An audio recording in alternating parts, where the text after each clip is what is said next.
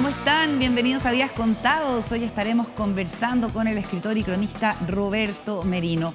Pero antes, el próximo año se cumplen 50 años del golpe de Estado y ya hay preparativos para esa conmemoración. El gobierno instaló una mesa de trabajo entre varios de sus ministerios que encabeza la ministra de la Cultura y la subsecretaria de Derechos Humanos. Educación, por ejemplo, reforzará la importancia de la enseñanza de los derechos humanos y Bienes Nacionales hará un trabajo de rescate de los sitios de memoria medio siglo después del derrocamiento de Salvador Allende.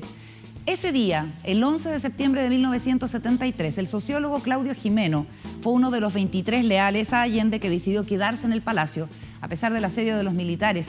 Fue apresado, llevado al regimiento Tacna, torturado y luego ejecutado en Peldehue. Recién a comienzos de los años 2000 fueron encontrados algunos restos del hombre que dejó una esposa joven con 2 hijos de 1 y 3 años. El mayor, Cristóbal Gimeno, acaba de publicar el libro La Búsqueda, que escribió junto a su esposa, la periodista de investigación Daniela Moore, en que narra los diálogos imaginarios que ha sostenido a lo largo de su vida con el padre desaparecido. Escribió su historia a partir de un hecho que le pareció escalofriante: la relativización de las violaciones a los derechos humanos en dictadura, que vio en hechos como gente con polera celebrando los viajes de la muerte de Pinochet, o un ministro de Estado que comentó que el Museo de la Memoria era un montaje. Gimeno celebra el anuncio que hizo el presidente Boric en su discurso del 1 de junio. Se creará un programa de búsqueda de detenidos desaparecidos y confiesa que es probable que este libro no sane el dolor de su familia, pero sí espera contribuir a una mayor comprensión de lo fundamentales que son los derechos humanos, algo que jamás debe relativizarse. Comienza Días Contados, contamos todo, contamos con todos.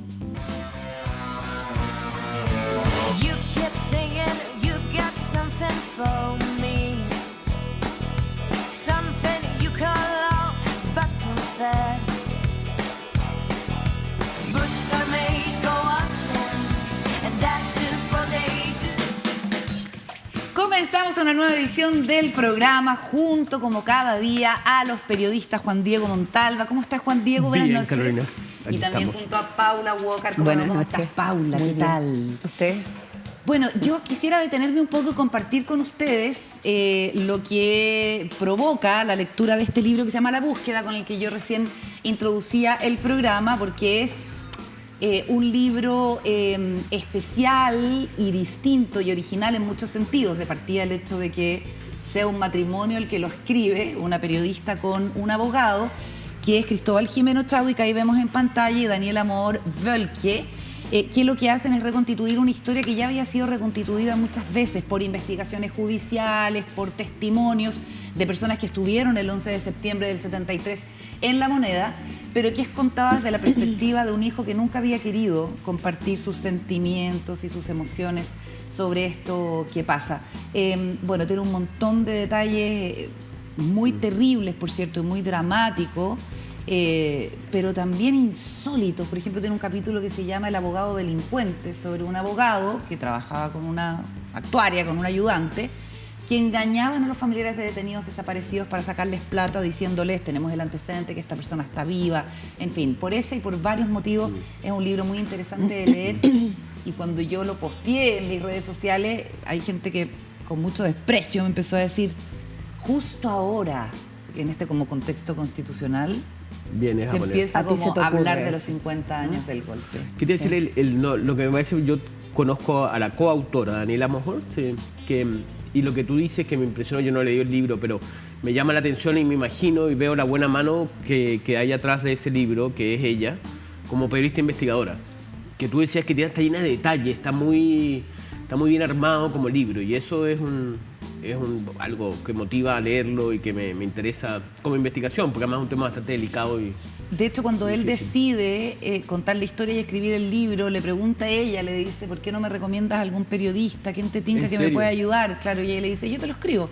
Imagínate que ella tuvo que entrevistar a su suegra, Isabel Chaui, que fue la mujer que se queda con los hijos y sin saber dónde está el marido. Y hay un componente ahí también muy especial, ¿no? Una familiar, la mamá de tu pareja, que tiene que revivir esta cuestión. Y eso obviamente que trae recuerdos dolorosos. Yo creo que los 50 años y la conmemoración de ese momento va a ser una fecha, bueno, es una fecha, en mi caso a mí me parece súper sobrecogedora. Yo vivía súper cerca de la casa del presidente Allende. Mira. Él estaba en Magallanes, entre Apoquindo y... ¿En Tomás Moro? Perdón, en Tomás Moro. Y en mi casa vivíamos cerca, vivíamos en Isabel la Católica con una calle chiquitita que se llamaba Longopilla. ¿Ya? Y yo tenía 5 años para el 73. ¿Y te acuerdas? Y me acuerdo... ¿Tú también?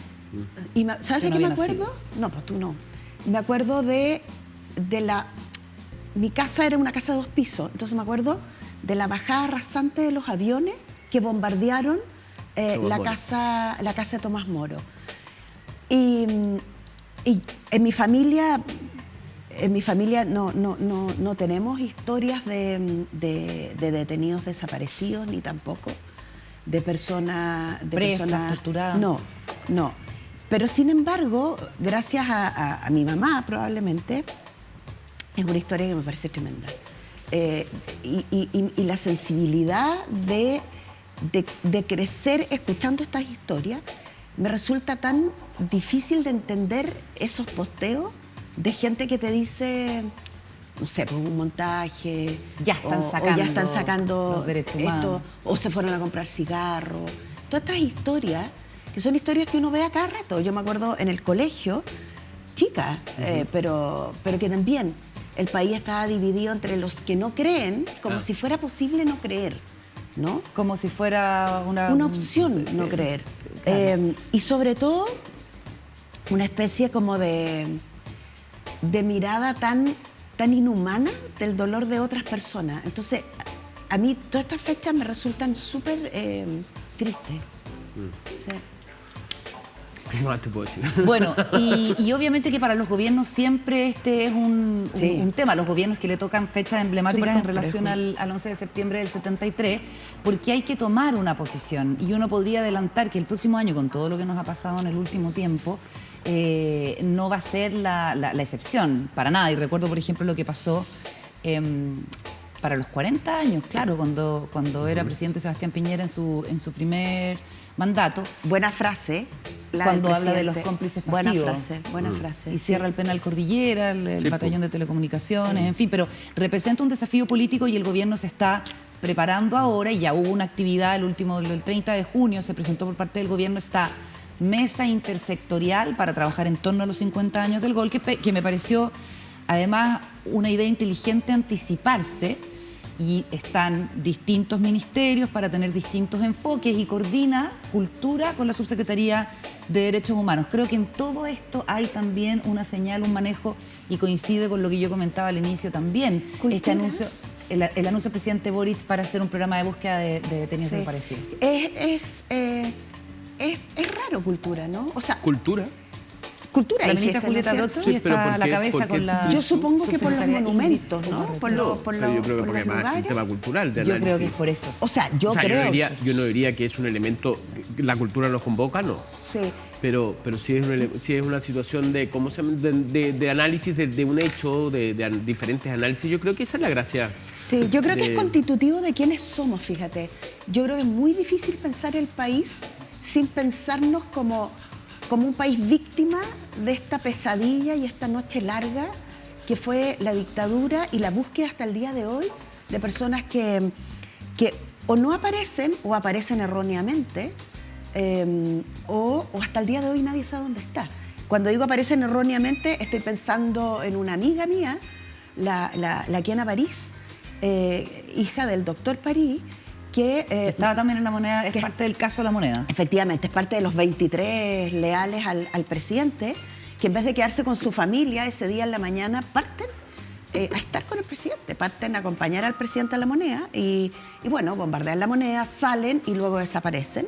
Y luego está todo lo que rodea eso, que es incluyendo la locura y la maldad de dinamitar los cuerpos. Y esparcirlos por distintos lugares. Y en el caso de los hermanos París, lo que les pasa es que les entregan restos de su padre, que ellos hacen una ceremonia, y no eran sus restos. O sea, no solo tienen que no solo desaparece su papá una vez y no lo encuentran durante años, sino que luego les entregan restos que no son de su padre. Tremendo. Entonces, por lo tanto, por eso digo, esta herida abierta que es parte de nuestra historia, y pienso en España también, ¿no? Como el pueblo español hizo como así, y hasta el día de hoy los fantasmas y los muertos... Repercute. La última película de Almodóvar se trata justamente de eso. Bueno, Sí. porque se negaron a hacer lo que el presidente Elwin, con mucho valor, recién iniciando la recuperación de la democracia, hizo. Bueno, yo recuerdo perfectamente la lectura del informe Reptig. Me acuerdo que andaba en la calle y me El año detuve. 91. Sí, me detuve en un restaurante a mirarlo. Como el presidente se emocionó 90. hasta las lágrimas. 90. Yo pienso que puede ser que, bueno, no sé, 90, 91. Él asume el 91. 89. Claro, Sí, no sé. y ahí vino el trabajo. Entonces, pero España no lo hizo, y hasta el día de hoy España sufre las consecuencias de una memoria inconclusa, de una memoria sin determinar cuando los hechos existen. Claro, y eso uno lo puede comparar con otros ejemplos de otros países como en Alemania, donde Eso te iba a decir. se trabajó contra la impunidad mucho tiempo, pero también se hizo un pacto social, en cierta medida, imagínate lo que pasó en Alemania, como para aprovechar lo que había ocurrido para tener un nuevo comienzo, digamos, con una... No, y ahí a mí, bueno, con Luis Cordero hemos conversado acá el hecho de cómo Alemania termina aceptando una constitución impuesta por Estados Unidos, el país ganador de la guerra, y hace una constitución que el objetivo es evitar Bismarck y evitar todo el periodo de autoritarismo que motivó a Hitler, ¿no? Y los alemanes se quedaron con su constitución porque... Ahora, en el contexto de no solamente mataron judíos alemanes y alemanes, sino que además invadieron países, ¿no?, que están en las cercanías, Polonia, Francia, para qué hablar, ¿no? Toda la cantidad de invasiones que hicieron y lo terrible que fue la Segunda Guerra Mundial. Pero en ese sentido yo pensaba cómo a mí me impresiona mucho cuando estoy en Alemania. Yo conozco muchos judíos y los judíos le tienen terror a los alemanes y los alemanes saben que le tienen terror a ellos. Entonces hay una constante y permanente, ¿me entendés? Como Reconocimiento. revictimización. Reconocimiento a esto y pedir. Sí. A mí me tocó en Inglaterra vivir muy cerca con un grupo de judíos que había escapado de Alemania justamente. Ellos eran y ellos no van a Alemania. ¿Me entendés? Como el terror que tienen de... Y realmente todos estos grupos que en algún momento se creen ganadores y son realmente brutales o son asesinos, son tipos como no sé, es difícil olvidarlos, ¿no? Oye, volviendo al libro, hay otra cuestión conmovedora, sobre todo para la gente de la generación de nosotros, que es este hijo que le pregunta a su papá por qué prefirió quedarse en la moneda con Allende. Y no quedarse con ellos. Dicen que lo que se cuenta es que Allende dijo se quedan solo los que saben manejar armas. Digamos. A partir de, no tienen para qué quedarse, váyanse. Y si se quedan, que se queden solo los que saben manejar armas. Y Claudio Gimeno, que era sociólogo y trabajaba como en elaboración de encuestas y sondeos de opinión dentro de la Unidad Popular, decidió quedarse. Entonces, este hijo dice, tú sabías que con mucha probabilidad ibas a morir. Y lo supiste desde que te bajas en el auto con tu amigo en Plaza Italia y vas caminando, y en cada uno de esos pasos rumbo a la moneda ya tienes la certeza de que vas a morir. Y acá estamos tu mujer y tus hijos de 3 y 1 año. Entonces eso es algo que a él lo enrabia mucho y le da mucha pena, pero que va explicando en el libro cómo entre esos dos estados, entre esas mesetas emocionales, lo va comprendiendo y va entendiendo el enorme compromiso que él tenía por las ideas que defendía la Unidad Popular. Y me pareció que esa es una cuestión con la que uno puede empatizar como hijo de esa generación, ¿no? Independiente del rol y el lugar donde hayan estado nuestros padres, en un rol activo, pasivo, de oposición, de gobierno, neutro, en fin. Pero saber que hay un hijo que creció toda su vida con esas interrogantes es una cuestión bien, bien conmovedora. Sí. Hay varias historias de hijos e hijas de personas que estuvieron con una actividad muy fuerte en la Unidad Popular. Y Perdona, ese es Claudio Gimeno, ahí con su bigote muy de la época. setentero total. Que le decían el conejo por los dientes. Sí, Sí. Paula. No, lo que digo es que efectivamente hay una rabia. Yo conozco varios hijos e hijas de personas que tuvieron roles importantes o gente que pasó a la clandestinidad, o gente que o la historia de los hijos e hijas que se van a Cuba, por ejemplo, de los cuales tenemos algunos ministros y ministras, y que crecen en Cuba con una gran familia porque sus padres o sus madres vuelven a Chile. Vuelven porque este sueño de la unidad popular queda inconcluso. Claro, y había como un sistema para cuidar a los niños mientras los padres volvían. El edificio de los chilenos. Que fue la historia de la ahora ministra del Deporte, Alexandra Venado, pero va una abuela y se la trae, digamos. Sí. No se queda en Cuba. Se la lleva a Francia, creo. Claro. Es increíble la historia de la ministra del Deporte, Alexandra Venado. Sí, de hecho nosotros deberíamos hacer un par de programas e invitar gente que nos pueda contar cómo se vivió ese tiempo.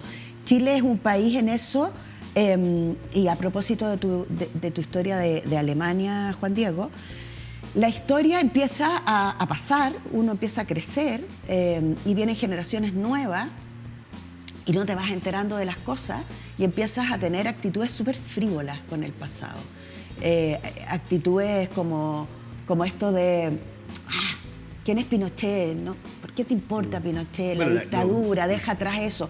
En Alemania es lo mismo. Tú hablas con alemanes y alemanas de mayor edad y tienen una especie de vergüenza por lo que pasó, pero también una reflexión de cómo están disponibles a hacer mucho esfuerzo para que esa parte tan negra de la historia no se vuelva a repetir. Y el Estado alemán en ese sentido es implacable. Es implacable. O sea, se autoimpusieron leyes realmente muy duras, súper draconianas, para evitar asomarse siquiera a un escenario que posibilite la violencia política. Alemania... Las memorias de Hitler, un libro que ha estado prohibido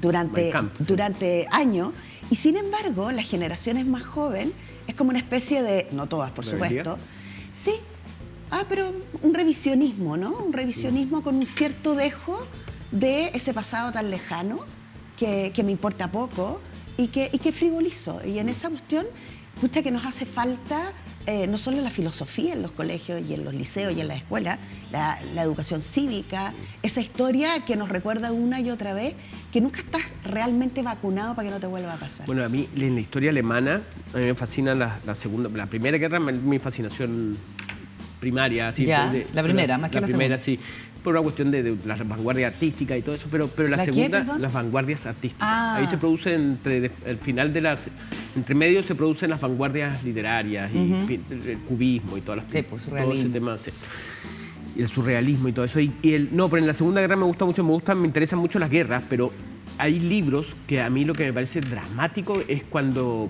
Alemania comienza de nuevo y todo el mundo se ve con sospecha. Porque ahí tuvieron que tener a la SS caminando por la calle, todos los que habían embarcado a Alemania en esa guerra brutal estaban ahí, tuvieron que convivir con ellos. Entonces, es como bien como aleccionador en términos de historia, de cómo se reorganiza una sociedad.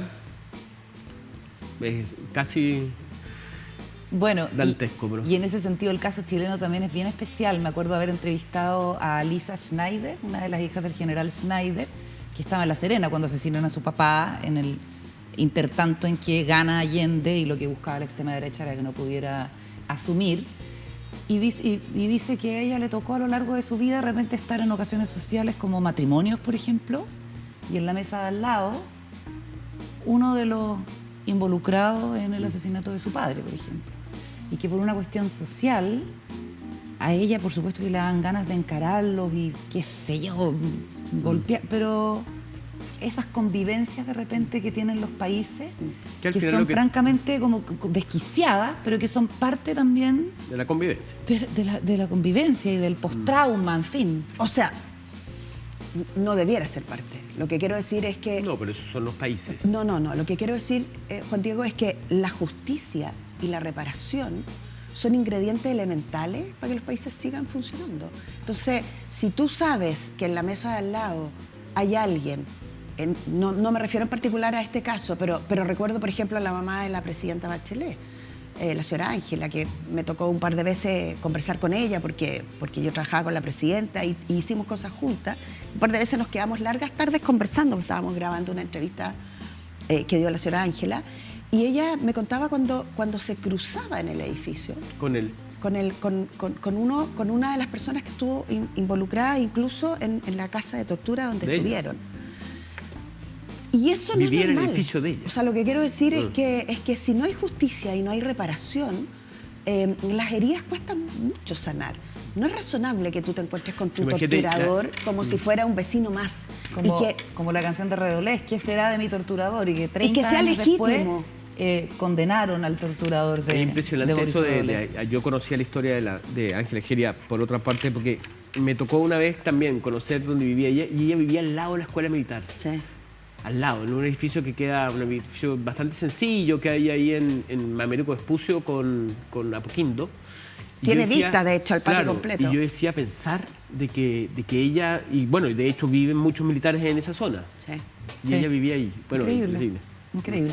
Bueno, la recomendación entonces del libro La Búsqueda, parte de la conversación de este primer bloque de Días Contados. Nos vamos a ir a la pausa, a la vuelta estaremos conversando con el cronista, editor, escritor Roberto Merino, que ha sacado un nuevo libro que se llama Mundos Habitados. Antes, Wong tiene algo que contarte. De regreso en Días Contados, recibimos a nuestro entrevistado, cronista, poeta, compilador, editor, académico, Roberto Merino. Bienvenido, gracias por estar con nosotros en Días Contados. Gracias, Carola. Y que está con novedad porque ha sacado este libro. Son varios los libros que ha editado Roberto Merino, pero se dice de este que es como el más personal, porque es autobiográfico y que por primera vez entras más en el mundo de la ficción o de la semificción. Pero uno lee este libro que se llama Mundos Habitados y dice, tiene que ser él todo el tiempo, porque hay como una cosa muy vívida en esta colección de recuerdos, de nostalgias, de amores, y que tú defines entre los 3 y los 16 años, año por año. Claro, claro. ¿Por qué? ¿Por qué hasta los 16 nomás? Mira, porque lo tenía pensado hasta los 17, que fue el año que entré a la universidad, y como esta novela, lo voy a llamar novela, está estructurada con la salida al mundo, ¿no? Es como una novela de aprendizaje. El personaje va saliendo al mundo gradualmente. Y esta salida al mundo, la universidad ya era más importante, por lo tanto, quería cortarla ahí. Pero como explico en alguna parte, muchas veces se me perdieron los textos. 3 veces más o menos se perdieron. ¿Serio? Sí, se perdió todo. ¿Se te borraba por el distintos computador? motivos, claro, computadores o robos o cosas así. Porque fue un proyecto largo ¿de cuántos años? Es que el primer texto lo empecé en el año 96. Para todo lo que he invertido en tiempo debería ser un libro voluminoso. Pero con estas pérdidas, bueno, he tenido que ir reponiendo sobre la marcha. Y la verdad es que había un destino con este libro de procrastinación infinita. De hecho, me habían contratado en Random House el año 2006, me pagaron un adelanto, pero tampoco lo hice. No lo entregaban. Pero había como un acto fallido entonces. Un acto fallido absoluto. Ya. Y fue Germán Marín, el escritor, el que me hizo el contrato, era editor en ese tiempo. Y estaba muy preocupado de esta plata que me habían entregado. Al punto que un día era tan insistente que estábamos con Pato Fernández en un lugar y Pato le dijo, a ver, ¿cuánto es lo que pasaron? Eran 500 lucas de esa época. Ya. A ver, hizo un cheque y se lo pasó allá. Toma y cambiemos de tema. Y después, hagamos la pérdida. Después llamé a Pato y le dije, oye, pero le pasaste un cheque, ¿no? Me hice una firma falsa. Un chirimoyo. Un chirimoyo. Era para que se quedara callado con la cuestión con su preocupación, digamos. Entonces, ha tenido mucha historia. Es increíble porque, en general, las novelas tienen 2 características que para mí son novedades. Pero que las sabía por lecturas, digamos. Una que la pérdida de los documentos. Ya es de por sí un tema novelesco. Los papeles de Aspern, de Henry James, ponte tú, ya. los documentos perdidos o encontrados, ¿te fijas? El Quijote, las aventuras de Gordon Pym, de Allan Poe. Y luego está... es eso, y la otra se me olvidó, que te iba a decir, no me acuerdo, pero bueno. Entonces, y lo otro era esta especie de absorción mental que infieren cuando uno se mete en la cuestión, que te toma la cabeza, te toma el ánimo, al punto de que José Donoso siempre decía que se enfermaba cuando terminaba las novelas, y para un gallo que no tenía la experiencia era un poco risible cómo hacer tanto, digamos, ¿no? Claro. Que caía hospitalizado, qué sé yo. Y yo experimenté ahora, yo terminé la cuestión, me pasaron miles de cosas. Entre paréntesis, murió mi mamá, que es como medio protagonista. Y se estaba disponiendo a leer el libro y murió. No lo leyó. No alcanzó. Sí, fue la primera noche que tuvo el libro en su poder, que ya cayó enferma y nunca más. Qué tremendo. Y entonces mi mamá siempre me reclamaba que yo no la mencionaba en las cosas que escribía. Una acusación un poco injusta, pero era algo que tenía fijo en la cabeza. Y esta vez le puse en la dedicatoria que ella era protagonista de esta historia, digamos, ¿no? ¿Eso lo alcanzó a saber? Sí, Ya. se quedó muy contenta con eso. Qué bueno. Entonces hay algo raro con las novelas, se cerró un círculo ahí, ¿te fijas? Y además me enfermé también, o sea, Te fatalizaste me con deprimí, todo. sí, me debilité. Oye, y uno dice, escribir los recuerdos antes de que a uno se le empiecen a olvidar, hacer como una colección de memoria. Ese es el sentido del libro, porque hay además una descripción muy divertida, muy generacional, muy propia de las distintas décadas, ¿no? De la moda, de los programas de televisión, de lo que escuchabas en la radio, de los locutores, de la publicidad, de los letreros camineros, esta figura de la mujer escribiendo a máquina en los papeles cores, que era tu mamá, o se supone que era alguien. O sea, yo superponía la imagen de mi mamá en eso. Totalmente, porque tu mamá escribía a máquina y era tenía como el mismo peinado, escribía a máquina. el ícono, una cosa icónica. ¿Eso por qué? ¿Es por, de alguna manera, amigarte con tu propia historia? ¿Tiene que ver con el envejecimiento? ¿Es quizás cobrarte revancha de cosas? Yo creo que un poco en todas esas condiciones que has mencionado están presentes. Ahora, en mi caso, el experimento era una cosa más bien fenomenológica. Me parecía que tiene que ver, digamos, con la percepción, cómo armamos el mundo del presente.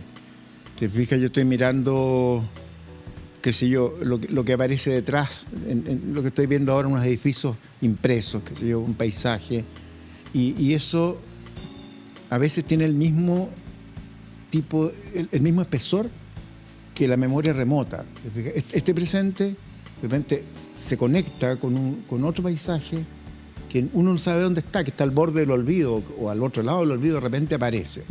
Entonces, lo que distingue este libro de una autobiografía es que la autobiografía tiene una cronología que va siguiendo más o menos algunos hechos importantes. Y en este libro, los hechos importantes de mi vida no están. Los hechos que uno podría decir, puta, aquí cambié definitivamente, los hitos, digamos, ¿no? No están. Son cosas totalmente laterales. Entonces, el método fue disponerme a aceptar estas apariciones, estos flashes, estas epifanías del pasado, que a veces es yo lo ejemplifico con una botella que decía Chacolí, que aparecía arriba de un mueble, y de repente no estaba, de repente volvía a aparecer, una botella vacía, digamos, ¿no? Pero es parte, no tendría por qué ser recordable eso, pero está ahí, y aparece. Pero hay un hito que tú marcas como hito, por ejemplo, el del primer amor. Recuerdas perfectamente la ropa que llevaba, un farol mortecino en 1972, y que por primera vez Roberto Merino, el individuo, o sea, tuviste conciencia de que eras el individuo que suscribe hoy. Y haces hartas reflexiones sobre el amor y los varios amores que tuviste en esos años mozos. Muchos amores, pero como le decía, como decía la otra vez, es amor cortés, digamos, es amor, es amor platónico, digamos, no es... a veces esos amores están sustentados a veces en una mirada a través de una ventana, ¿te fijas? con eso me armaba un tinglado emocional complejo, digamos, que me duraba mucho tiempo.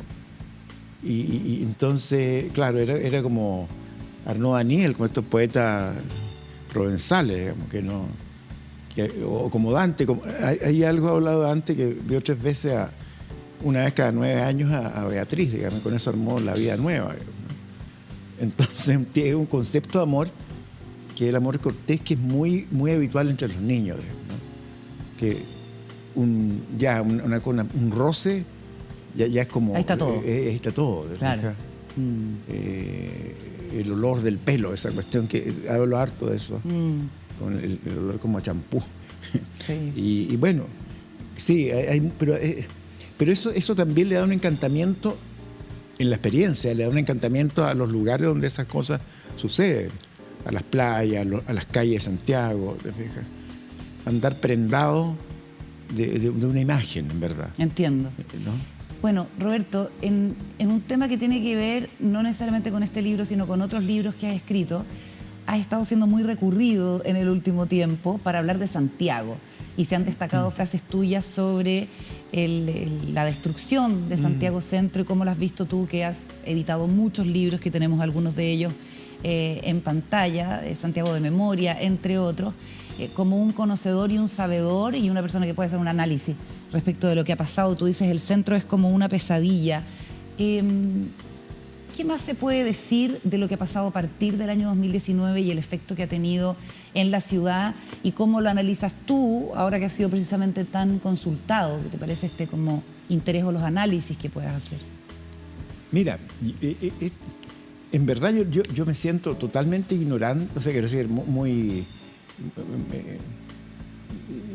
no me siento muy el indicado para hablar de esas cosas, digamos, ¿no? Pero según Juan Diego Montalva, que nos entrevistó en las últimas noticias desde que murió Armando de Ramón, tú eres la persona indicada para hablar de Santiago y sus rincones. No es así, fíjate. No, yo no. Quiero decir, hay dos libros que tienen Santiago en el título, Santiago de Memoria y Horas perdidas en las calles de Santiago. Son crónicas, y las crónicas siempre son parciales, digamos, ¿no? Armando Ramón era un historiador de Santiago. O sea, voy a refutar a Juan Diego. La amable observación de Juan Diego. Claro, entonces Armando Ramón tenía una metodología, tenía una rigurosidad. Y en este caso el método mío en las crónicas ha sido simplemente haber leído mucho sobre Santiago y tener una especie de archivo o de biblioteca sobre el tema y saber dónde encontrar las cosas. Ya. Plaza Yungay, entre un montón de libros que no son libros conocidos, que son libros un poquito ya revenidos por el tiempo. De repente digo, ya, en este libro, acá hay algo. Y puede ser 3 líneas, y esas 3 líneas sirven para ajustar la crónica, ¿cachai? Y lo otro era simplemente recuerdos de vagancia, de horas perdidas, como decía. Y en esos recuerdos de vagancia, claro, vagar hoy por Santiago, ¿qué te produce? Mira, no lo hago demasiado porque no tengo ganas. Ya no me dan ganas. También hay algo vinculado a la juventud, ¿no? Y cuando puedo hacerlo, me siento con el tiempo para hacerlo, me resulta gratificante, entretenido. Enrolarse en esa cuestión es como enrolarse en un mundo aparte, digamos. Está lleno Santiago, pues es cosa de seguir una calle, de meterse. Y uno se puede quedar horas mirando un arquitrabe, una ventana, una puerta o persona. Mi papá me decía, eso fue algo que me inculcó mi papá. Se iba caminando, ponte tú, hasta la estación central.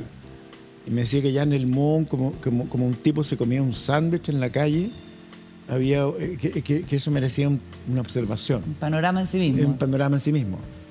También era dado a promover las cuestiones gratuitas, digamos, no tener que gastar plata, ¿cachai? Entonces yo lo veía por ese lado y le tenía desconfianza, pero después terminé aplicándolo. Y en relación ahora, en este momento no me... Hay partes que hay partes que siguen siendo las mismas. No sé, el otro día andaba por el Paseo Bulnes, ponte tú. Está muy bien, con el timing de la vida cotidiana funciona, ¿te fijas?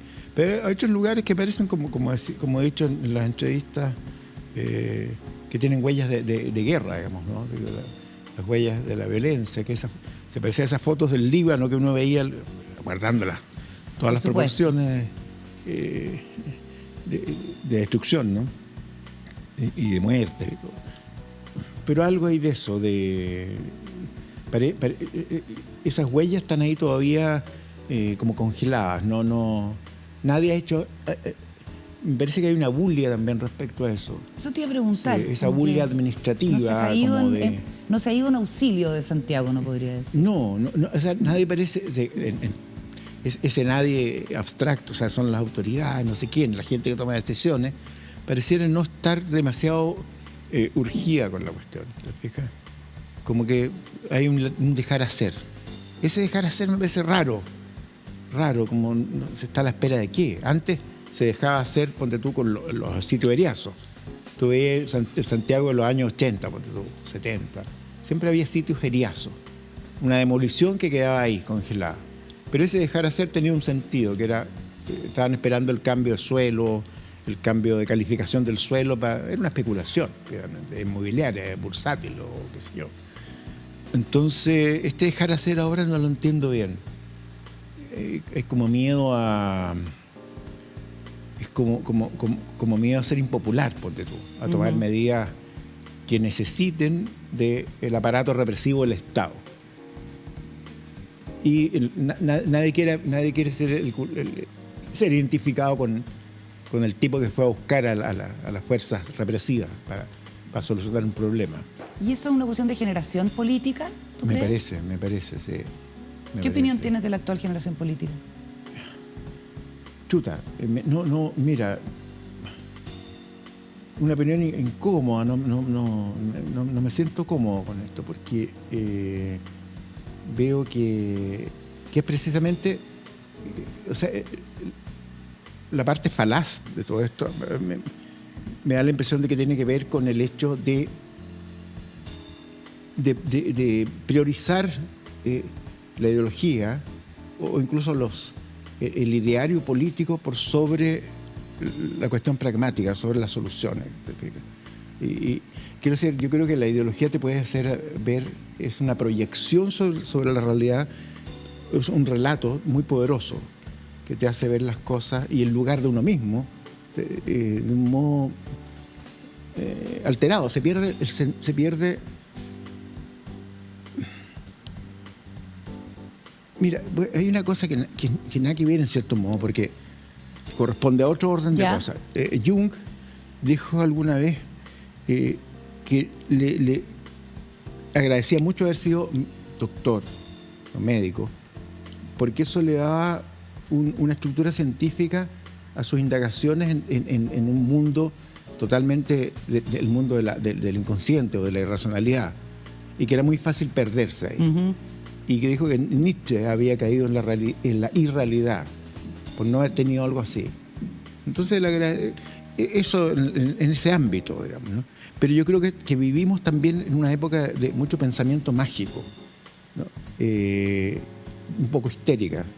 Histeria es una palabra que ya no se usa mucho, pero funciona el modelo. Entonces, yo creo que se cae en la irrealidad muchas veces. Se resucitan tópicos que parecían estar desmantelados por toda la generación de los años 60, incluso de izquierda, el estructuralismo francés. O sea, hay que leer Mitologías de Barthes. Mitologías de Barthes desmonta todo este cuento este relato de lo ancestral y de lo originario, digamos, ¿no? Todo eso es visto con mucho escepticismo por la izquierda hace 60 años. Es precisamente lo que se pusieron como objetivo deshabilitar, digamos, ¿no? ¿Tú lo dices por la preeminencia que he tenido en el debate constitucional, las ideas y las propuestas de los pueblos originarios? Sí, claro, hay una especie de sacralización, me da la impresión, más allá de la... más allá de del respeto y de la convivencia civilizada que uno pueda tener con toda la gente que está acá, digamos, eso es innegable. O sea, no estoy en contra de eso. Lo que estoy en contra es del disfraz, de la exacerbación localista. No hay para qué de repente. Y de la sacralización, digamos. A veces se supone que hay como una sabiduría ancestral, indígena. ¿No crees tú? No, ¿por qué va a haber una sabiduría distinta a la que tiene uno? Pues yo también puedo decir, claro, soy católico, qué sé yo. ¿Y cuántos años también soy ancestral? Fíjate, también vengo hace mucho tiempo en ese sentido. Y esa sabiduría mía, parece que nadie la toma en cuenta, no se celebra. Bueno, no, hay algo raro que no me gusta nada. No. Bueno, Roberto, te invito a que pasemos a la mesa a seguir profundizando Por favor. con la Paula y con Juan Diego, pero antes nos vamos a asomar un poquito a tus otros intereses, obsesiones y partes de tus mundos, porque te gusta Instagram, ¿cierto? Me gusta, pero no soy muy activo, o sea, relativamente. Sí, qué raro, activo. porque uno pensaría que tú no eres dado a estas cosas más actuales de mira, las redes sociales. Lo que hace es que mi hijo me han abierto todo, desde Facebook en algún momento, ahora Instagram, TikTok. Tienes hijas jóvenes. Y son hijos de 20 años, de 22 años, 23 años. Y claro. ya cuando eran más adolescentes me abrieron todo. Nos vamos a trasladar a la mesa y quiero que me cuentes después cómo te llevas con el pudor y con la exposición. ¿Te gusta el TikTok? Sí. Es que me armaron los niños y yo no cacho nada. Sí, a mí TikTok no engancho. Yo me entretengo mucho, puedo pasar mucho rato. ¿En serio? Sí. Yo no, fíjate, yo peleo con ellos sin mucho éxito de que por qué ven tanto rato TikTok. Sí. ¿Cuál es la gracia? Que de adictivo, TikTok? Es adictivo porque es muy rápido, es una cosa tras otra. Entonces uno tiene que quedarse en nada. Y te da la curiosidad de saber qué viene. Pero Es como una caja de sorpresas. Pero es como que uno se empieza... Pero además no piensas mucho. Sí. No, a mí lo que más me Roberto, gusta... ¿puedo sacarte un pelo que tienes ahí? Por favor. Aquí todos colaboramos. Todos tenemos un toque acá Sí. con la Aparte que aquí pelusa. se ven mucho las pelusas. ¿Qué te iba a decir Yo quiero Oye, una Roberto, pregunta. tú creas, se me haga una pregunta. Paula, dale. Buenas noches, Roberto. Hola. Oye, estuve mirando tu libro y me gustó mucho porque era como una conversación, sobre todo por las palabras, ¿no? Era como tener una conversación con mi mamá, como cuando decía, ¿tienes un brillo hoy día? ¿No? Entonces yo recolecté algunas, por ejemplo, azumagado, o cuando en alguna parte dice que le tiraban un rosario de chuchadas.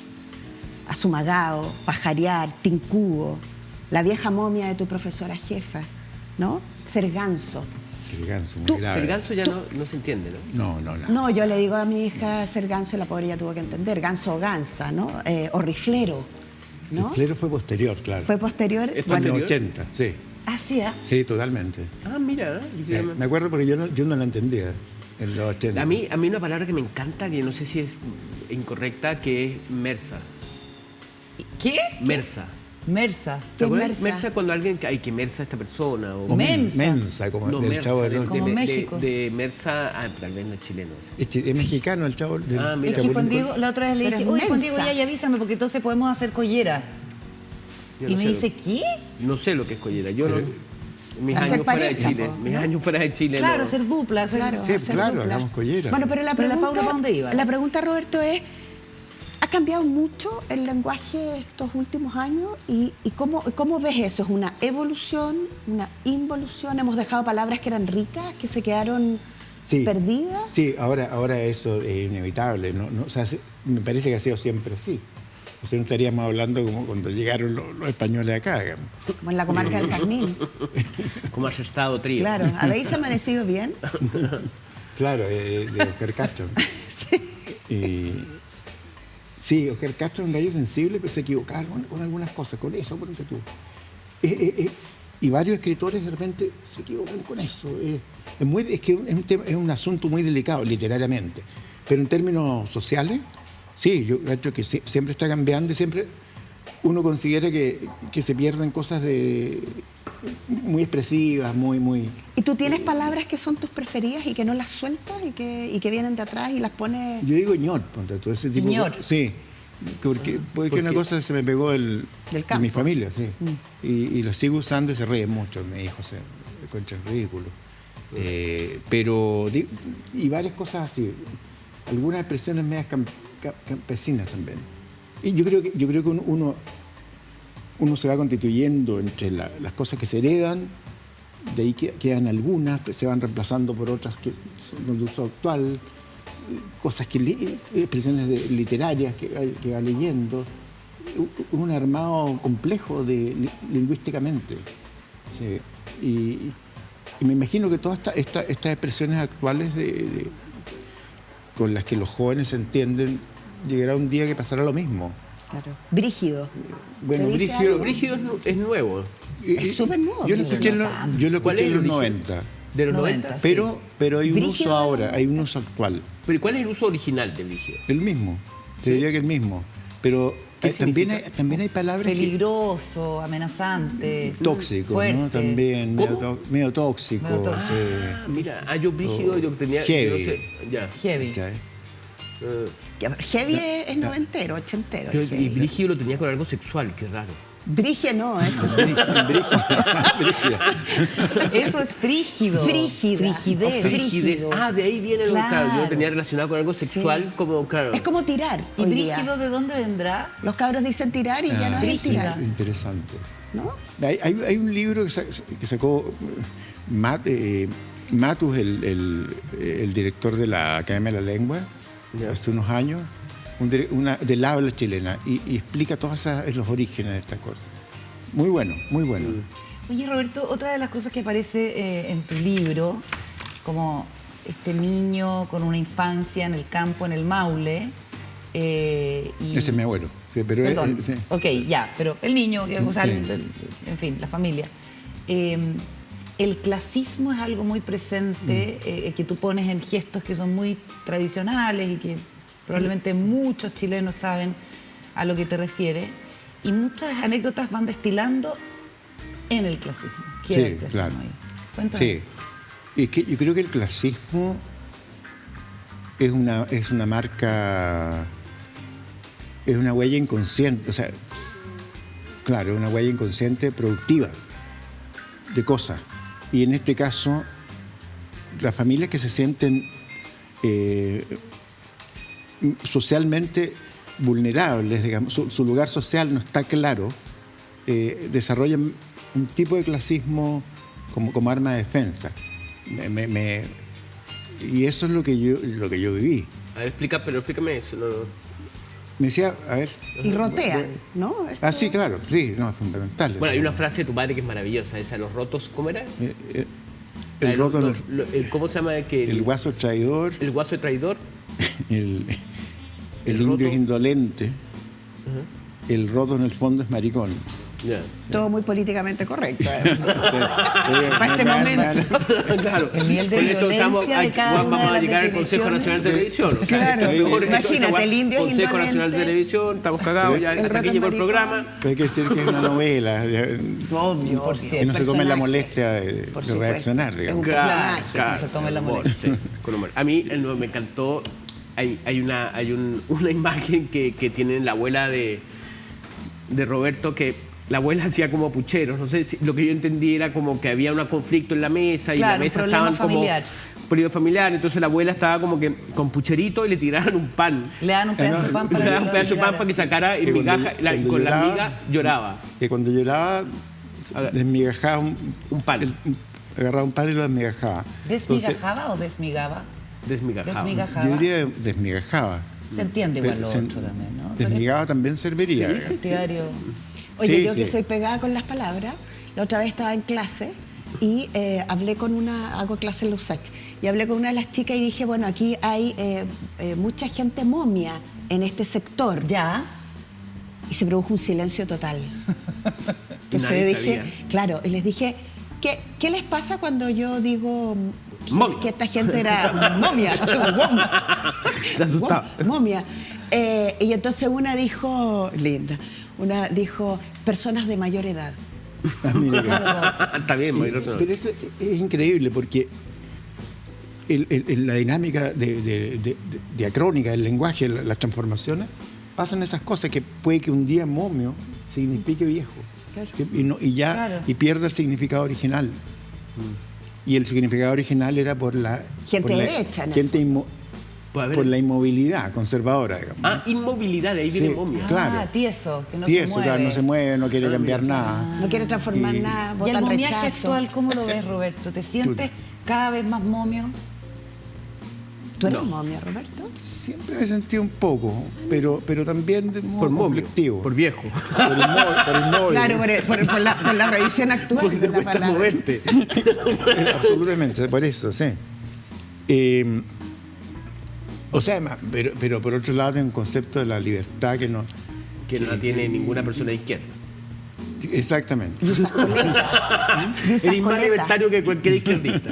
Y usas coleta. Oye, Roberto, imágenes, a mí me... Un detalle, pero esto son mariconerías mías, como diría. Que, ¿tú escribes cuando escribes los libros? ¿Lo escribes como Germán Marín? ¿Escribes con lápiz y papel? ¿O escribes a computador? No, es imposible escribir como Germán Marín. Sí. Porque Germán Marín escribía en un cuadernito chico que Sí, escribía con una letra chica. Con una letra chica en un cuaderno chico. Chico, todo chico. Y iba alguien llenando transcribía. cuadernos. Y eso lo iba pasando a A gente que transcribía. gente que le transcribía. Claro, pero Germán Marín quedó como en la tecnología momio. del fax. Quedó como quedó momio. Es muchísimo mayor. Sí, claro. Sí. Yo creo que tú te aviejas porque tú eres muy joven. No tanto, 60. Es joven, po. O sea, estás empezando la vida. Sí, está partiendo. Oye, Roberto. Primera Y novela. pareciera que está Primera ahí como novela. ¿Ah? en un tono No, más ya, déjame tercera una edad. Ah, bueno, pero. Roberto, no. Es Vamos a la por la... Siempre. Siempre me pasó. Pero él tiene una No frase, lo digo tiene una por algo frase, físico. él tiene una frase muy buena de Lo Roberto. digo por algo como más No, de actitud. Que a Roberto, Sí. él tiene una frase que explica que lo que pasó que él siempre usó barba y ya le da miedo sacarse la barba y no saber lo que hay abajo. No reconocer. No reconocer. Hoy lo estamos bombardeando, Roberto. Ordenémonos, por favor. Ordenémonos. ¿Qué me va a preguntar? No, Roberto, mira, en esta, bueno, tú eres un gran cronista, él escribe todos los lunes crónicas en las últimas En las noticias. últimas noticias. Ha escrito en el Mercurio, bueno, ya no, ya está estando en balón, fuiste importante cronista. ¿Ah? Sí. Bueno, pero crónicas del fútbol. Pero si tuviéramos que escribir una crónica de hoy día, Ya. de hoy día no salimos del Tabeli, vamos caminando por Providencia o llegamos a La Moneda, estamos por ahí. ¿Cuáles son las imágenes de estos días para ti? De lo que está pasando ahora, ¿cuáles son? Bueno, las imágenes, o sea, aquellas cosas que no se pueden obviar, digamos, Claro. ¿no? Las carpas, ¿cachai? Las Las carpas en los parques. Sí, eso es muy impresionante. Y ¿Las qué? Las Carpas. carpas. Las carpas de la carpas. gente sin casa. Ocupa la bandeja en la Alameda y después por el lado del río hasta cerca del Lyon, por ahí. Sí. Incluso trepados por otros lados, por Santa María más arriba. Esa ocupación es una, claro, si es una crónica, es difícil sacarle el bulto a eso, ¿no? Hay algo que a mí me impresionó, pero de la época del Transantiago, que en cierto modo también es reciente, ¿no? Que es la aparición de lo que se podría llamar, lo que se llamaba antes la masa. Ajá. Antes se hablaba mucho de masa, hasta la época de la UP, digamos. Pero en los años 30 se hablaba de masa, había una teoría de, bueno, Ortega y Gasset, Ya. y otros sociólogos que veían el fenómeno urbano con el fenómeno de masas también. Bueno, y él, con el Transantiago apareció eso, que fue como una implosión. Y el metro, yo recuerdo haber visto por primera vez como esos grupos humanos saliendo por la escalera, como sin espacio entre cada persona en la noche. Esa figura es muy, muy espectral y que tú lo veis en no sé, poema de Eliot, La Tierra Baldía, que habla del puente de Londres a principios del siglo XX, ¿no? Y ve esta imagen también de la gente entrecruzándose que la conecta él con el infierno de Dante. Eran tantos los que la muerte arrebataba, decía, ¿no? Los ve como figuras mortuorias. Al comienzo de la película Nosferatu de Herzog hay también una cosa como sorda, unas masas, gente con abrigo, como... ¿Y eso es avanzando. nuevo? ¿La masa en Chile es nueva? Yo te diría que en ese sentido sí. En ese sentido sí. Mira, el año 27 hubo un proyecto de construir el metro. El 27, sí, 1927. Sí, y Evers Bello imagínate se que es de reía. 1900 el metro en Inglaterra, que es el más antiguo desde 1800 finales, pero el metro se estaba hablando en 1900, empieza a hablarse el metro en Europa. No, Y el 26, Chile siempre era muy el metro. muy apurón con esas cosas. Ah, querían tener metro. La radio salió en Chile el mismo año que en Europa. Digamos. Ah, no sabía. Buenos Aires, 1933, el subte. Y aquí el 27 hubo un proyecto y Evers Bello se reía y decía, se hace un tren subterráneo, no va a haber nadie en las calles. Hay muy poca gente. ¿Quién va a quedar? Oye, Claro. que- Está Paula, buenísimo. lo último. La última, a propósito de Transantiago y de tu y de tu alma cronista, esto de la quema de buses, esto de la rabia y el malestar, vandalizando con ese verbo que inauguramos en algún minuto con un ministro de Transporte que vandalizaban los buses.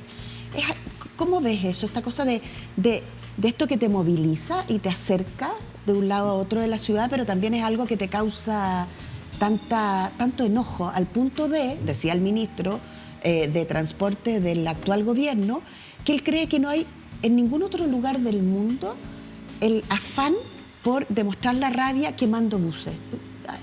¿Cómo ves eso? Un problema, mira, a ver, es un problema yo creo que muy profundo y que viene de mucho tiempo. Hacia. Yo creo que no es nuevo.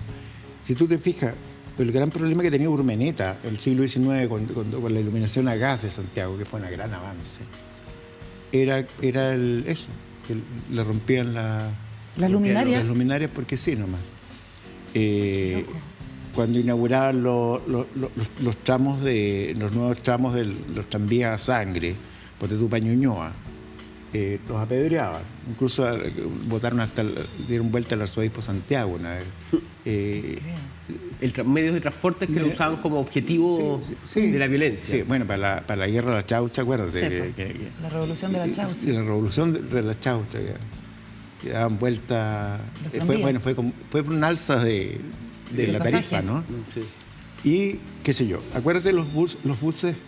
Acuérdate, les digo yo patudamente porque no se van a Porque tú acordar. tampoco estás vivo, así que... No, sí, yo sí era chico, pero los buses Mitsubishi que trajeron a fines de los 50, pero si no me equivoco, a principios de los 60 eran fantásticos, tenían calefacción, Ya.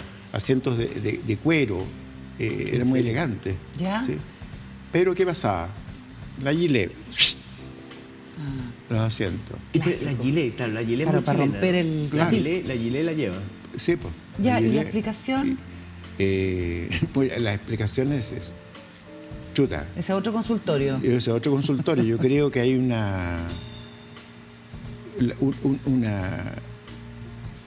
no hay una adherencia, hay una especie de escepticismo de lo propio, digamos, de que eso sea propio. Como eso el es bien de otros. público. Ah, está No, bueno. lo público no es mío. Yo me acuerdo, y yo creo que mira, que no hay apropiación, no hay como... Yo me acuerdo de haber ido, mira, y esto es una anécdota personal. A los 13, 14 años, fuimos a un refugio del colegio en un bus y pasamos a la vuelta por Viña. Y empezaron a reírse, una cosa socarrona, mis compañeros, digamos, 14 años. La ciudad jardín, y empezaron a reírse del concepto de ciudad jardín. ¿no? Y de repente estaban comiendo plátanos. Bueno, ensuciemos la ciudad jardín. Vamos tirando cáscaras para la calle. Porque no era... Por el hecho ¿De qué? No era su De que no jardín. era propia. de que no era propia y en el fondo producía quizás una especie de irritación esta cuestión, ¿no? Entonces, hay algo con eso. Mira, entonces tal vez una política pública importante es cómo lograr que la gente se Sienta propio lo público. Bueno, sí, Propiamente. don Ricardo Stauruaga, profesor de urbanismo, él hablaba de esas calles alternadas del barrio de República. Sí. Que había una calle grande donde vivía la gente de Copetúa y una calle chica que había, y había todo tipo de personas, gente que trabajaba en las casas grandes, y que eso producía una especie de integración social, porque al menos al mirar por la ventana veías al otro, cosa que, o sea, en la dehesa no se produce. Oye, se nos acabó el tiempo, desgraciadamente, Roberto, pero podemos invitarte de nuevo porque se ve que hay tema. Y por ahora, Roberto Merino con Mundos Habitados, el libro de editorial Random House, Literatura Random House es la colección, que está, por supuesto, disponible y sobre el que hemos hablado, que hemos disfrutado también su lectura. Muchísimas gracias. No, gracias a usted, Paula, Diego. Hasta la próxima, que esté muy bien. Pausa, ya seguimos con más en Días Contados. Entramos a la última parte del programa en tiempo de tanta controversia constitucional, podríamos decir, en que se fijan las posiciones, se promete el oro y el moro de lado y lado, y en que básicamente la ciudadanía tiene que tomar una determinación de cara al próximo 4 de septiembre, y todas las encuestas lo que indican es que hay todavía un significativo número de personas indecisas.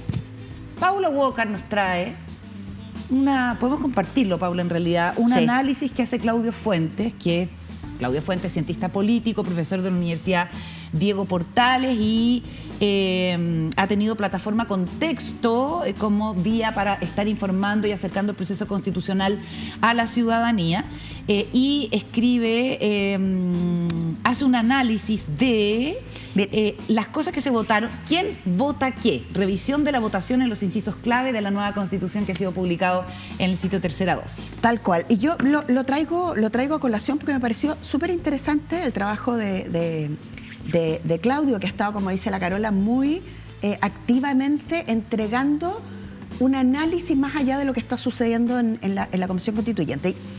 Y fíjense lo que ellos hicieron. Ellos eligieron una cantidad de artículos que están en el texto que vamos a tener que votar el 4 de septiembre, pero quiero leer dos y quiero contar cómo votó en particular la centro-derecha, la derecha más liberal y la extrema derecha, en cosas que parecieran ser que nos convocan a todos como país. Por ejemplo, himno nacional. El himno nacional quedó así. Son emblemas nacionales de Chile, para que ustedes sepan que eso es así, la bandera, el escudo y el himno nacional. El Estado reconoce los símbolos y emblemas de los distintos pueblos indígenas. ¿Cómo votó la derecha esto? La derecha tiene 21 personas, ¿no es cierto? La derecha más dura. Bueno, este artículo solo lo aprobaron 16 personas. No los 21. Miren qué interesante. Después, lo que ellos llaman derecha moderada, que son 16, 14 solamente votaron este artículo. O sea, 14 aprobaron y 2 se quedaron fuera. 2 de la derecha moderada se quedaron fuera, 4 de la derecha más extrema. Más dura. Y de la derecha moderada, que son 8, 5 votaron el artículo del himno nacional. Raro. O sea, lo que quiero decir es que uno esperaría que toda la centroderecha, toda la derecha votara por que el himno nacional está presente en nuestra Constitución. Y sobre el voto obligatorio, que queda así, dice que en las votaciones populares el sufragio será universal, igualitario, libre, directo, secreto y obligatorio para las personas mayores de 18, y en el caso de los mayores de 16 y 17 o los de 16 y 17 será un sufragio facultativo. Dependerá de si es elección municipal y todo. Nadie de la derecha moderada y de la extrema derecha, ningún voto recibió el sufragio obligatorio. Pero es porque no les gustaba que estuviera unido a lo de los 16 años en adelante. Seguramente una posibilidad es esa, es decir, que nunca han estado de acuerdo con que las personas menores de 18 años voten. Porque en supuesto es que moviliza a más gente de izquierda, porque en general la gente joven se identifica más con ideas de izquierda. Pero tú sabes que lo eso mismo no... el voto obligatorio, mientras más gente vota, más favorecida se ve la izquierda. Esa es como la lectura electoral tradicional, ¿o Pero no? tú sabes que hay una investigación de una ONG canadiense que se llama Civics, y ellos hicieron en Colombia, Ya. hacen elecciones simultáneas a las elecciones de los países, Ya. pensando que, y lo hacen en los colegios, pensando justamente que a menor edad la ideología, los pensamientos son más cercanos a la izquierda que a la derecha. Reproducen prácticamente igual Igual, la votación de las personas adultas, Ah, qué interesante. los adolescentes. Es decir, hay votación de centro, derecha o izquierda, si uno lo tuviera que poner en esos términos. Pero este estudio que hace este artículo que se publica hoy en Tercera Dosis, es interesante ver cómo la derecha no le puso ni un voto, ni uno al voto obligatorio, entendiendo que la participación nos hace de todas maneras ser un país que tiene más información de parte de las personas, qué les está pasando, qué está sintiendo. Hoy día hay un 50% de la gente que puede votar que no tenemos idea lo que vota, lo que piensa, dónde están sus cercanías, qué es lo que rechaza. Entonces, nada, quería destacar eso que me pareció súper interesante. Profe Claudio_CL es la nueva cuenta en Twitter, porque ha cambiado su cuenta de Twitter el profesor Claudio Fuentes, que es cientista político, de quien hemos estado comentando análisis. Él es historiador con un posgrado, claro, un doctorado en ciencia política. Y que era mechitas de clavo para gente que lo sigue en las redes sociales. Ya no es mechitas de clavo. Ya no es mechitas de clavo, ahora es profe Claudio_CL. Ahí está la cuenta. ¿Quién votó qué? Revisión de incisos clave del borrador constitucional. Un análisis en 8 temas: derechos fundamentales, temas de corrupción, sistema político, pueblos originarios, principios, entre otros. Voto obligatorio, entonces, no es, como podríamos creer, lo que la clase política sale diciendo que es tan necesario. Bueno, parece que no. Lo que sí que, con letra chica, con letra a la derecha chica. no le gusta nada esa idea de que votar a los 16 años. Porque obviamente la juventud no es de derecha. Entonces... Según el mito, porque según lo que... Acabo de comentar que el estudio que se hizo... Juan Diego Montalva, mientras en Gran Bretaña surgen candidaturas para asumir el cargo de primer ministro después de la salida de Boris Johnson, todavía resuenan los ecos de la caída de este hombre que alguien ha descrito que sale del cargo con lágrimas de payaso. Sí, hay una portada de Economist, que es una revista que podríamos decir conservadores, libertaria, o sea, liberada por las libertades de las personas, pero es más vinculado al sector conservador de Inglaterra. Y a mí lo que me ha impresionado en este tiempo es cómo han destruido a Boris Johnson. Boris Johnson son esos personajes de la literatura inglesa o tal vez de la política inglesa que son detestables, pero justamente por esa capacidad que tienen de embaucar, que la gente los sigue. Es como bien shakespeariano como personaje, es como un clown, ¿no? Bueno, y el The Economist tiene una portada que la tenemos ahí, si la podemos ver, es la historia que sale, que es como el payaso que se cae, ¿no? Bueno, el tipo se cayó y lo están haciendo moco. A mí me ha impresionado, o sea, realmente... Lo están haciendo moco. Sí. Y ese dicho. A propósito de las palabras que hablamos. Lo que pasa es que estoy yéndome hacia atrás. Un tema... ¿Pero así decían en Venezuela o qué? No. ¿Lo están haciendo moco? En Argentina, no sé. Ah, en Argentina. Mersas en Argentina. Y hacer moco no quiero ni saber lo que es. Bueno. Están haciendo leña del árbol caído. Leña del árbol caído, incluso el The Economist. The Economist nunca le gustó mucho a Boris Johnson, hay que decirlo, pero no, han salido conservadores a hacerlo, pero realmente destruirlo. Añicos. Y lo que pasa, y ahora hay como el deporte, el último deporte es como hablar de la cantidad de mentiras que dijo Boris Johnson y que es un hombre mentiroso. Y hay una frase, bueno, él dice, el otro día leía una que decía, bueno, es un hombre que siempre se ha separado debido a que dejó embarazada a otra mujer. Tiene como 5 matrimonios. Y es verdad. Él se casó en primeras nupcias con una persona de mucha fortuna y de ahí en adelante nadie lo ha parado y cada cuánto... Le gustó esto de casarse al hombre. Deja embarazada a una persona y se tiene que separar. Ahora, duro que te digan el payaso, ¿ah? Sí, bueno, ¿no? Es que él es bien payaso. Como me refiero al tipo de liderazgo en política, esto de payasear ser el payaso, Sí, patético. Imagínate terminar además diciendo, porque claro, tú decís ya, imagínate terminó Eduardo Frei Ruiz Tagle decir el payaso, o Lagos, o no sé, la Bachelet, la payasa, no, o sea, es muy duro.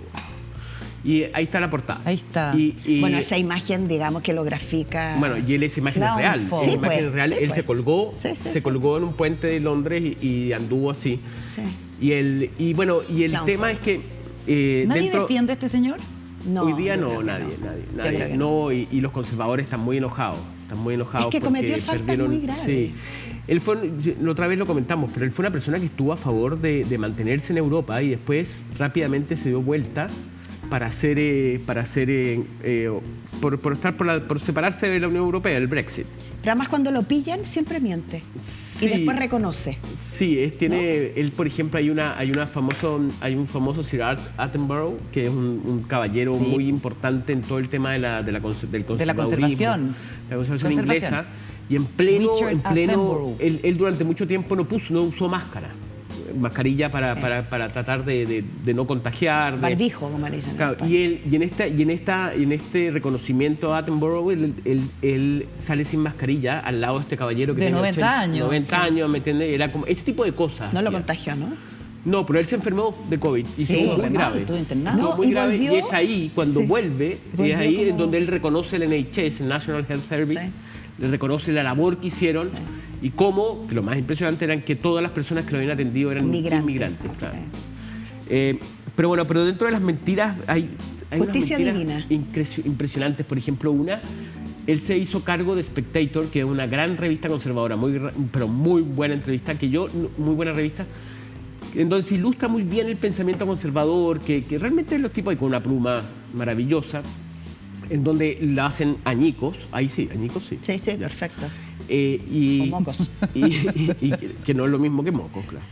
Bueno, y él contó que él asume cuando estaba Conrad Black como dueño de Spectator, a él le dicen que saca cargo y él promete que él no va a ser candidato al Parlamento y al año ya es candidato al Parlamento. O sea, el tipo le mentía todo. Verás no era. Bueno, y al punto, bueno, el tema es que a mí me ha impresionado, guardando las proporciones entre los americanos y los británicos, que Trump, que hoy día también está en desgracia, dada todo el rol que tuvo en la invasión al Capitolio, Claro. hoy día está cayendo Gordon Brown, que es como el Trump británico.